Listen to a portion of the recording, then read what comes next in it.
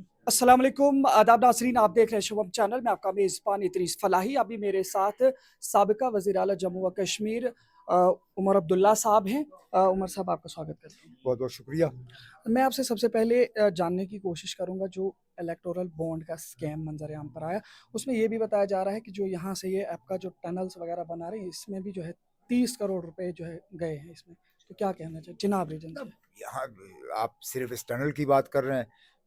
Ratle power project वाले उन्होंने 500 से ज़्यादा करोड़ दिए हैं। कोई 500 से ज़्यादा जो ये क्या कहते हैं इसको, जोजिला टनल वाले उन्होंने भी पैसे दिए हैं। तो जाहिर सी बात है कि इस पर तहकीकात होनी चाहिए कि क्यों दिए गए ये पैसे। आखिरकार इन इलेक्ट्रल बॉन्ड्स के बदले में उन्हें क्या मिला। लेकिन लगता नहीं है कि इस तरह की तहकीकात होगी।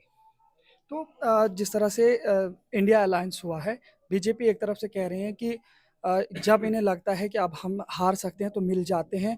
तो इंडिया अलायंस की जानिब से ये भी कहा जा रहा है कि अगर इस बार इलेक्शंस जो है बीजेपी के हक में जाते हैं तो डिक्टेटरशिप आएगी। ऐसा क्यों कहा जा रहा है?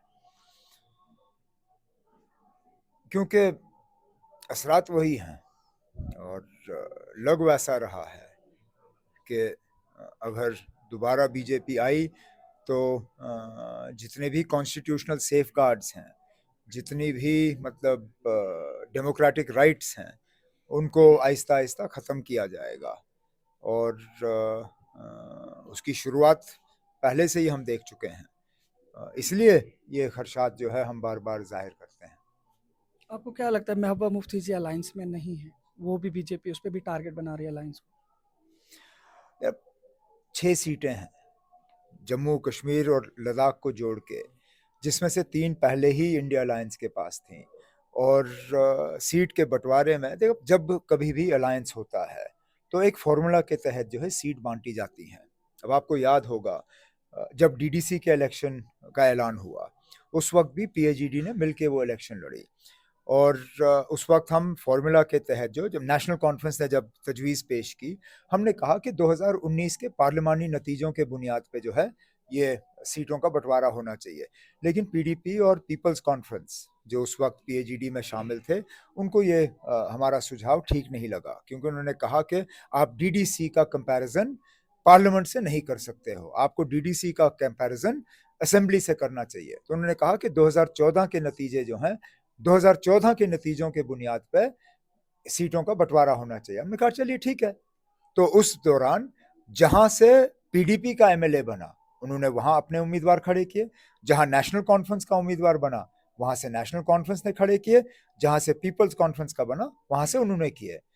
अगर वो फॉर्मूला डीडीसी के लिए सही था, तो क्या फिर पार्लियामेंट सीट में पार्लियामेंट का फॉर्मूला सही नहीं होना चाहिए? हमने कहा कि 2019 के नतीजे जो हैं, उसके बुनियाद पे इन सीटों का बंटवारा होगा। जिन 3 सीटों पे नेशनल कॉन्फ्रेंस जीती, वहां पे वो उम्मीदवार का तय करेंगे। जिन 3 सीटों पे बीजेपी जीती है, वो कांग्रेस तय करे वो किनको देना चाहती है। कांग्रेस ने वो तीनों सीटों अपने पास रखी, मामला खत्म। क्या लगता है असेंबली इलेक्शंस में जम्मू कश्मीर में ये अलायंस देखने को मिलेगा? पहले हम इस इलेक्शन से निकलें, फिर दूसरे इलेक्शन की बात करेंगे ना। अब ये इलेक्शन अभी सिर से उतरा नहीं, आप दूसरे इलेक्शन की बात कर रहे हो। एक आखिरी सवाल आपसे है। 1976 में शेख साहब जब यहाँ लाल दरमन में आए थे, यहाँ के लोगों की एक देरीना मांग है देसा कपड़ा रोड। इस पे बार बार कई बार लोगों को सुनाया गया फैलेसी के जरिए से कि यहाँ पे उसके वो मुख्तलिफ तरीके के प्रोजेक्ट्स के बारे में नाम दिए गए कि आई है, अभी तक वो नहीं हुई। क्या इस इलेक्शन के बाद अगर जीत पाता है अलायंस तो उम्मीद रख सकते हैं यहाँ के लोग? जरूर उम्मीद रख सकते हैं, लेकिन उससे ज्यादा असेंबली इलेक्शन में नेशनल कॉन्फ्रेंस की कामयाबी हो तो इंशाल्लाह ज़रूर उस हुकूमत के दौरान इस सड़क को मुकम्मल करके रख देंगे। बहुत बहुत शुक्रिया। नाज़रीन, आप देख रहे थे हमारे साथ उमर अब्दुल्ला साहब बात कर रहे थे, जिन्होंने कई सारे सवालात का जवाब दिया। देखते रहे शोम चैनल। अपने मेज़बान इदरीस फलाही को दीजिए इजाज़त। मज़ीद पेशकश करेंगे, तब तक के लिए अल्लाह हाफ़िज़।